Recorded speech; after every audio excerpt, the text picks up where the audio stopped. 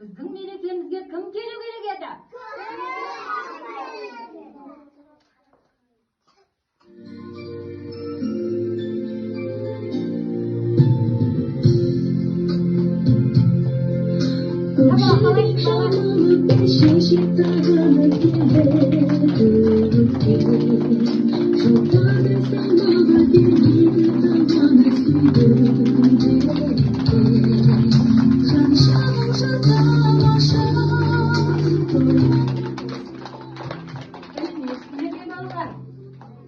Көктем келді далама, күн нұрын сөгіп жерге, қуаныш сыйлап баршаға.